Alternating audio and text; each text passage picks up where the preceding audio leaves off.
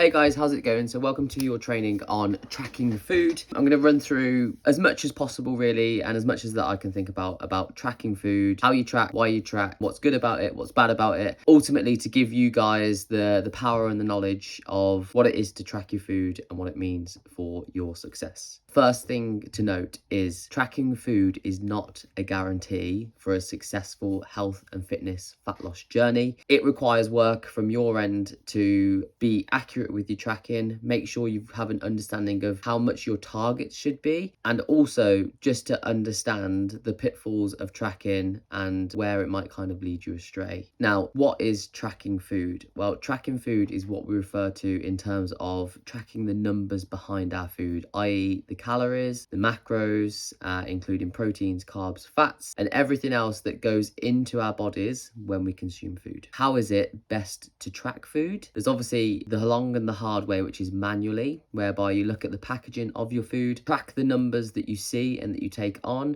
add it all up yourself. Of course, there are easier ways to do that, such as with apps as MyFitnessPal, which will do all of that for you, so long as you input it correctly and remember to get everything perfect on there. It is still a manual input, so you have to be careful when you're inputting your stuff onto MyFitnessPal. Otherwise, you can be caught out with some crazy numbers, and because it's open source, anybody essentially can add anything on to MyFitnessPal and it might be completely wrong. So sometimes it's worth a double check, understanding what is in the food and if it makes sense as to what numbers are appearing on your screen. Now, as I mentioned, there are many issues with tracking food. First off, it's a long process a lot of the time. It doesn't come easily at all. It can take up a lot of your time. What you want to try and do to combat that is to track in bulk. Same with any approach that we take to health and fitness. If you do it day by day or minute by minute, it's going to be a lot more difficult than having a plan, getting some kind of structure in place whereby you can build out your tracking process so that it's a lot more efficient and it takes up a lot less of your time overall. Another issue with tracking is the accuracy to which we track. Now, this means getting pretty anal about the way you track your food, making sure that you have scales to measure out everything that you eat, or that you're aware of exactly how much you're having of everything.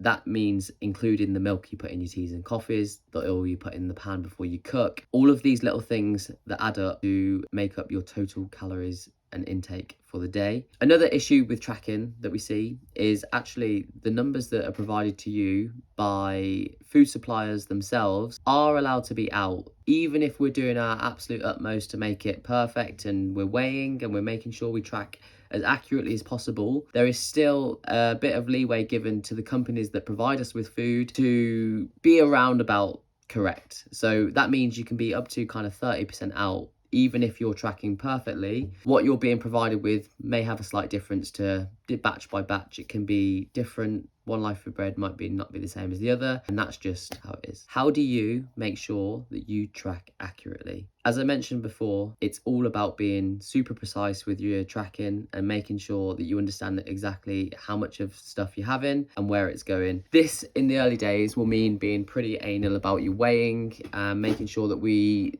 are really switched on, tracking every biscuit that we might have just in passing, all the milk that goes into stuff, the oil that we use, all these little things that on their own probably don't make much of a difference, but over time will add up and make a huge difference across weeks, months, and years. Some of the good things about tracking: it will give you clarity in terms of what you are taking into your body. Now, sometimes we see this as a bit of a negative and people take it as a bit of a telling off. It's just data. It's just giving us the best idea of what we're actually eating and what that's going to mean for the effect on our body fat, how we're feeling, hunger, all this kind of stuff. It's just making sure that we understand what's going on to the best of our abilities and ultimately how that's going to impact you and give you the best chance to achieve whatever you want to achieve. Another good thing about tracking is the learning process behind it. By tracking consistently, reviewing your days, having a look at what is really in foods in terms of calories, proteins, carbs, and fats, that will give you the power moving forward to make more informed decisions and have a better understanding of what it is that you're tracking.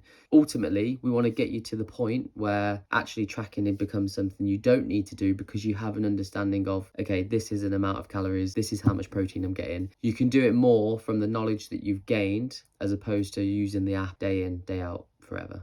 That brings me nicely onto how long you can expect to track for. as with anything, time will dictate how good you are at tracking and how long you need to do it for. Ultimately, we have to understand that tracking is a bit of a pain in the ass sometimes. It's a long process, and if we can eliminate it, it just makes everything that little bit easier. It will be completely person dependent on how long it's going to take you to have that full understanding of where you are in terms of tracking, calories you consume, and how it affects your body over a long period. Ultimately, we want to get you to a position where you understand that, you understand the numbers behind the food. You can almost bring yourself into a revision style tracking, whereby you might have 3 weeks off tracking, 1 week on. Just gives you that little kick up the arse to say, this is what I thought, this is what it actually is. And you can use that as a measure of how much you understand what you're taking on compared to what you thought you might have been taking on.